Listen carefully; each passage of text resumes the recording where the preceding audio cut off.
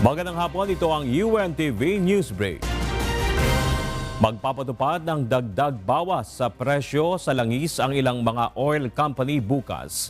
Sa abiso ng oil industry players, bababa ng 2 pesos and 30 centavos per liter ang presyo ng diesel. May bawas rin sa presyo ng kerosene na 2 pesos and 45 centavos, habang tataas naman ng 3 pesos and 95 centavos ang kada litro ng gasolina. Ang dagdag bawas sa presyo ng mga produktong petrolyo ay bunsod pa rin ng paggalaw sa pandaigdigang merkado. 51 mga bagong graduate na pulis mula sa Police Regional Office Bangsamoro Autonomous Region ang magsisilbing Board of Election Inspector o BEI sa special elections sa Tubaran, Lanao del Sur bukas. Ayon kay Philippine National Police Officer in Charge, Police Lieutenant General Vicente Danao Jr., sumailalim ang mga ito sa training ng Commission on Elections. Nakalatag na rin aniya ang seguridad na ipatutupad nila bukas. Sa katunayan, nagtalaga na ang PNP ng nasa 600 mga pulis mula sa Special Action Force at Regional Mobile Force Battalion para mangalaga sa seguridad sa lugar. Sinabi pa ni Danao na nananatili ang banta sa seguridad sa Tubaran, kaya't malaking persa ang itinalaga nila sa lugar para sa pagkakaroon ng maayos at payapang halalan. Bukod sa 600 tauhan ng PNP, mayroon ding 400 mga itinalaga ang AFP sa lugar. Inaasahang nasa 8,000 mga residente ang inaasahang boboto bukas mula sa 12 barangay sa Tubaran. Samantala, kasalukuyan pong nagsasalita si Presumptive President Bongbong Marcos Jr. Pakinggan po natin. Where we were able to discuss many of the things that how we are going to handle the next few years in terms of our relationships with the different countries. Ang aking lang laging pinapaalala sa kanila, sinasabi ko, palagay ko, sa pandemyang ito, ang recovery ng lahat natin ay hindi kakayanin ng kahit isang bansa, kahit gaano kayaman. Kailangan the partnerships will be the one that will bring us to keep the global economy at least as stable as is possible, and will give us the opportunities for us to take advantage of the opening of the global economy. So I think that we were all in agreement that that is going to be the situation. Specifically in Japan, with the Japanese ambassador, we spoke about some of the ODA projects that JICA ODA that possibly we can pursue. At marami siyang ipinakita sa amin na mga possibilities in terms of infrastructure, in terms of transportation infrastructure, in terms of the usual horizontal infrastructure, and also of employment, where he would like to see an increase. Japan would like to see an increase of employment of Filipinos in Japan. So that we will pursue those opportunities further. With the ambassador of South Korea, napag-usapan namin yung IT, digital communication, because South Korea is still considered to be one of the best in the world when it comes to IT. And I said, kung sana matulungan mo kami diyan. At pinag-usapan din namin with the South Korean ambassador, napag-usapan din namin yung offer nila at yung nakapunta na rito ng mga expert na nuclear power para tignan ang Bataan Nuclear Power Plant para makita kung ano ba ang maaring gawin. Pwede pa bang ituloy o kailangan na magtayo ng bago? What are the things that we will have to do? So, binuhay namin ulit ang diskusyon na yon. Although they have come before, we will now study their recommendations and their findings, and we will see if it can still apply. Because as we have been talking about all through the campaign, isa sa pinakamalaking problema is the supply of power. If we are going to industrialize post-pandemic, we are going to go through rapid industrialization, then the power sector must be ready for that. And The problem with in the power sector is that laki ang lead time.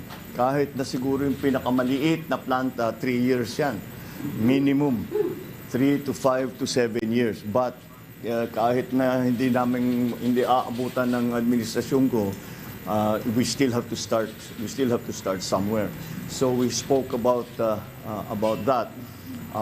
And some of the other security concerns for the region. Siyempre, North Korea is of continuing concern to South Korea, and the stability in our area is something that we had also discussed. With the ambassador from India, we hit upon, he had 3 very interesting programs that they are instituting in India that I think might be applicable in the Philippines. And we again agreed to go into these different areas in greater detail. Number 1, of course, is agriculture. We have a lot, we can learn a lot, especially from India, not only in the techniques of agriculture, but also in the protection of farmers, and how to bring the average age of the farmers down from what it is now. Nababasa ko 57, 56, 57 ang average age ng ating mga magsasaka. At walang pumapasok ng mga kabataan. And one of the solutions that was proposed is that kung gawin nating high-tech yung ating agriculture, magiging interesting para sa mga mas bata. Because with the new technologies, we will need young people anyway. So we started talking about that and the protection of the farmers. I also, because it is one of the conclusions we arrived at during and after the pandemic, after the first hit of the pandemic, yung gamot. And we know that India is one of the largest manufacturers of generic drugs. And I think I said if we could go into partnership para magkaroon ng production dito sa Pilipinas, turuan nyo kami what is the manufacturing technology, what are the necessary things that have to be put in place. Is there new legislation? We have to put up a new agency, or we will have to do training of those of yung mga nasa atin na tao. But in the end, to be able to provide at least the basic, yung mga basic lang na mga gamot na dito na nanggagaling. Marami na tayong ginagawa, pero marami pa rin kulang. And kaya naman siguro, I have no doubt na yung ating mga manufacturers dito, kaya naman nilang gawin yan. Pero we will get advice because may experience ang India, kaya siguro naman marami silang maipapakita sa atin. Titignan natin kung babagay dito sa Pilipinas, baka maka-adapt tayo, and we will also be able to pursue that. The other very interesting area that we talked about with the Indian ambassador was their programs in India for microfinancing. And this is again because of the MSMEs that we are hoping to assist, to bring back, to create more jobs, to bring people back their livelihoods. Meron silang statistic na nagulat kaming lahat. Sinabi, 70 pesos pa lang, 70 pesos pa lang, pwede na silang magbukas ng account doon sa kanila. Napakaliit lamang, kaya na nila. So sabi ko, will you please send me material? Because I'm very, very interested in that. Kasi mabusisi ang trabaho na yan. India has always been a pioneer in terms of microfinancing. But they have taken it already to this level na kahit ganun lang kaliit ang puhunan mo, pwede ka na magkabangko, pwede ka na magka-bank account, pwede ka na maghanap buhay, pwede ka na magnegosyo. And with the American charge, well, as you can imagine, pagka kausap natin Amerikano, marami talaga kaming pag-uusapan. But primarily, one of the first subjects that we came upon were the assistances that the United States is offering to mitigate climate change in different countries. At very active sila. They want to take a leadership role in the mitigation of the effects of climate change, of global warming. And I said, it is that became, nung nakita ko sa brief na yun ang kanilang ginagawa, ay nakita ko kagad kasi napakataas natin, top 3 tayo at risk sa climate change. So that is immediately of great interest. Security concerns, of course, have always been a big part of our relationship with the United States. But then the additional, ang aking sinasabi, it is very well. Of course, we will welcome any assistance for the economy that we can get from the United States. But I think that not only a dependence on aid from the United States, but also in trade not aid, balik pa rin tayo doon, trade not aid. And so to open the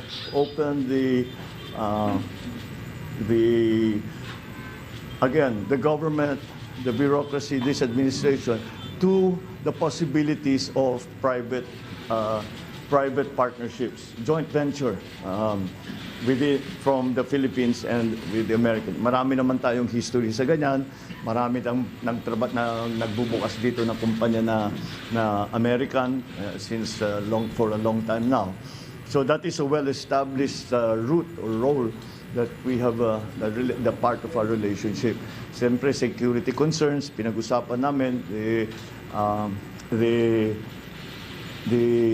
return or the re-signing or the extension of the VFA agreement and how it has to be redefined for the near future with the changing situation around the world, especially in our region. Siyempre, yun ang ating primary concern.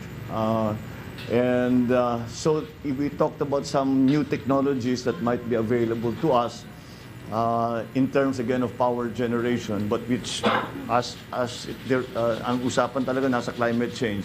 Napunta kasi naman climate change napupunta yan sa lahat ng sektor eh. Kaya yun ang napunta sa power, napunta sa agri, napunta sa iba't ibang sektor.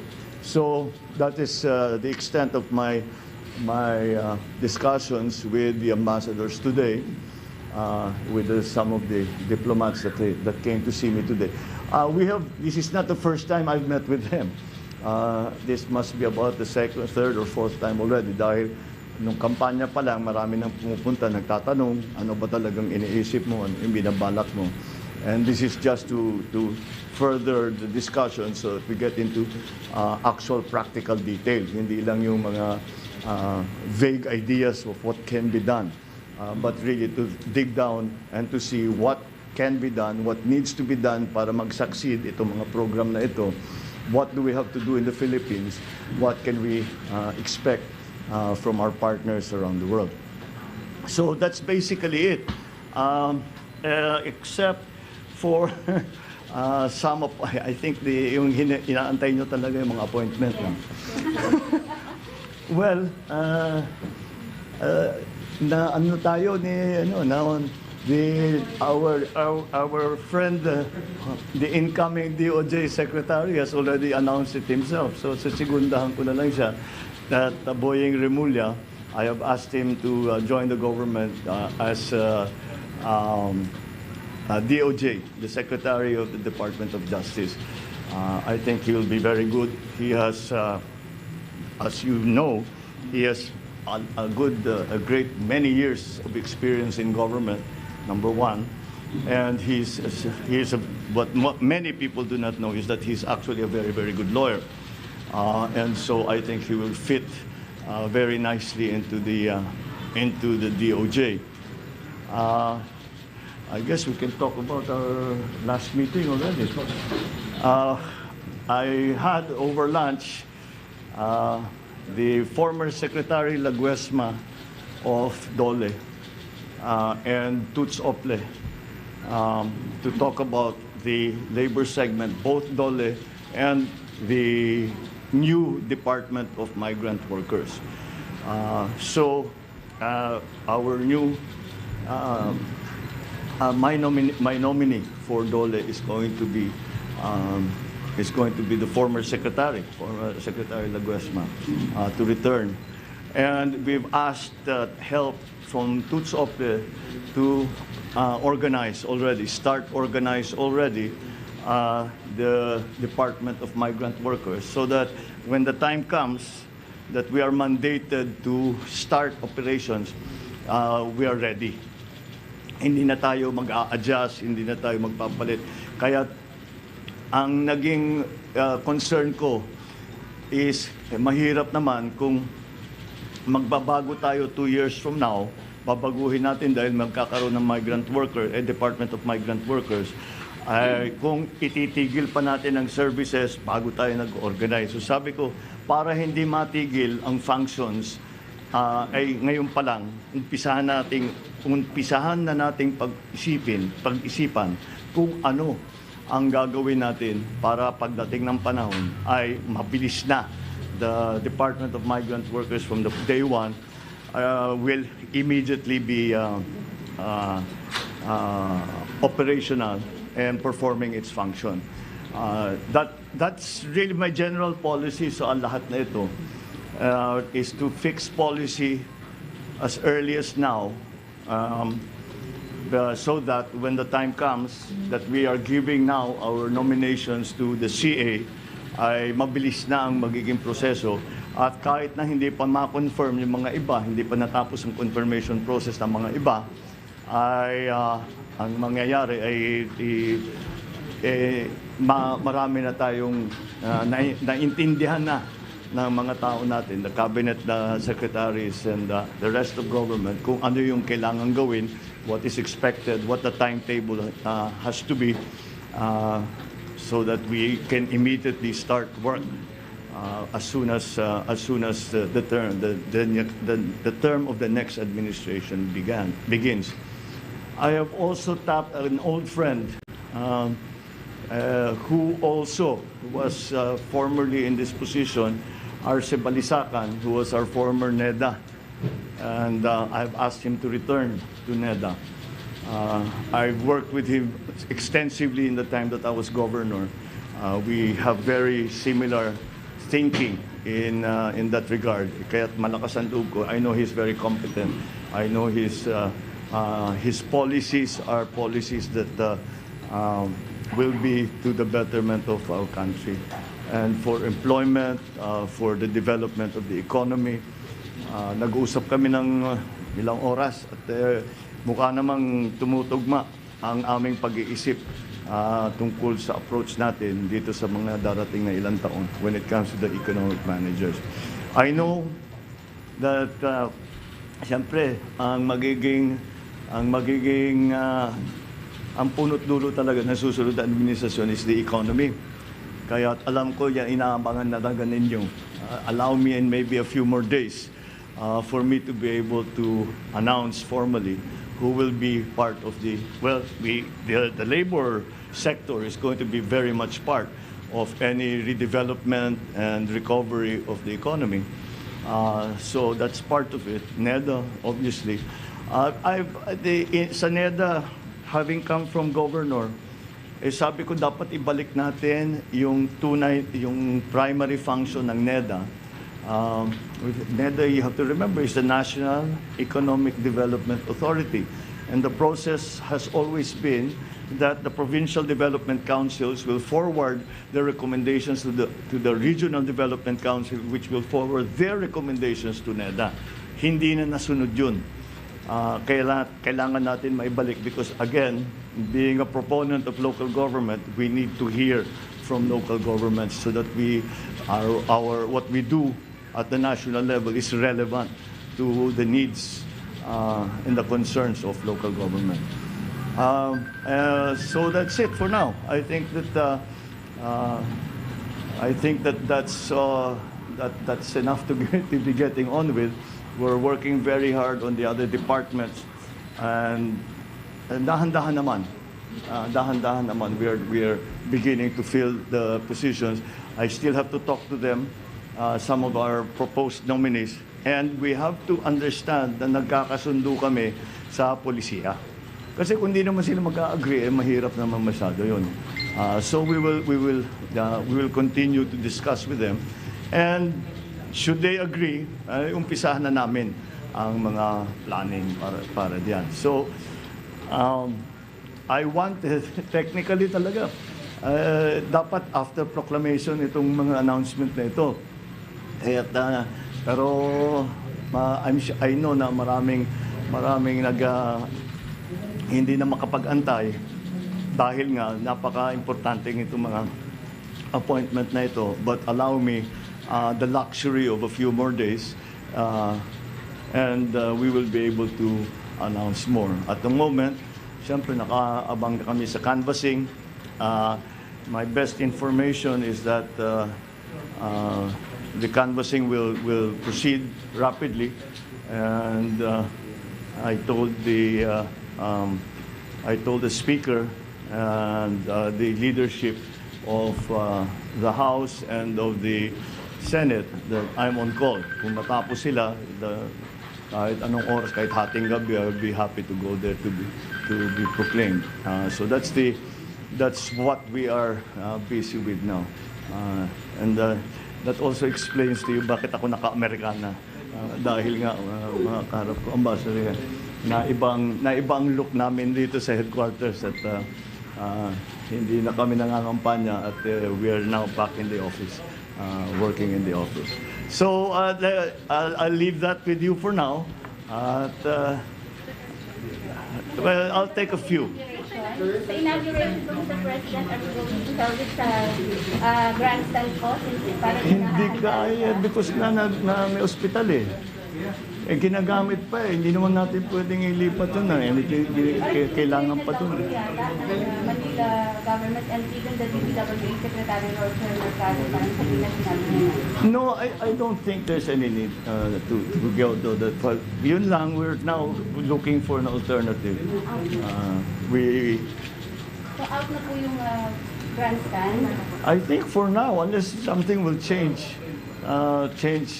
radically, we cannot use Kirinong Grandstand. I would have, mas maganda para sa akin, gusto ko doon dahil yan ang tradition eh. Pero marami talagang pinilitan yung pandemic. Wala tayong magagawa. Sir, under your administration, will the Philippines participate in the Indo-Pacific Economic Framework? Yes, we talked about that. Yes, we are very much involved. We are very much involved, and we are considered very much an important member of that aggregation. So some of the elements of the Indo-Pacific Regional Treaty are going. We spoke about with the different ambassadors, most specifically with the American charge. So yes, we'll be involved in that. Sir, House Majority Leader has said that... I'm sorry? House Majority Leader Romualdez has said that... I'm sorry, I'm really... Hello, sir. House Majority Leader Romualdez has said that a stimulus measure is among your top priority legislation for the incoming Congress, sir. Sir, may we know, sir, if you think that the government still has funds to fund another stimulus package, and then, sir, given that 90% of the 2022 budget has already been disbursed to various agencies? Yes, there are slight differences because although it has been disbursed, not all of it has been spent. So meron pa tayong breathing room, pero konti na lang. And so that's why we will have to look to the new budget, the budget for 2023, which is presently being written. We have to look at that to find sufficient funds for the things that we want to do. Kasi talaga, basically, move some public expenditure away from non-investment expenditures to more investment-led expenditures. Again, to revitalize, to retool the economy. So you're also open to selling government assets such as Tunghayan and a portion of the Balita as proposed by Congressman Salcedo to pay for the country's debt, sir? I'm always very wary of selling government assets. So as a matter of principle, I'd rather not. So, yes. Sir, just a follow-up, how do you think the Philippines will benefit from the Indo-Pacific Economic Framework? Well, it's going to be, because now, as I said, the survival and the stability of the global economy, or even just the regional economy, is going to depend on the partnerships we make with other countries. And that's why that's going to be very important. We have to open as much of the economy as we can to trade. And that's where these kind of treaties come in. Okay, thank you. Maraming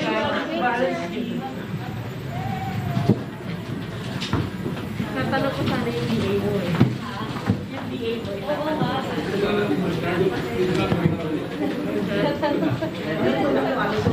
Hindi, natanong ko sana yung Atin pong napakinggan si Presumptive President Ferdinand Bongbong Marcos Jr. At yan ang mga balita sa oras na ito. Para sa iba pang mga balita, maaari po kayong bumisita sa official social media accounts ng UNTV News and Rescue. Ako si Bernard Dadis at dito sa UNTV, Diyos ang aming sandigan, serbisyo publiko ang aming pinahalagahan. Magandang hapon.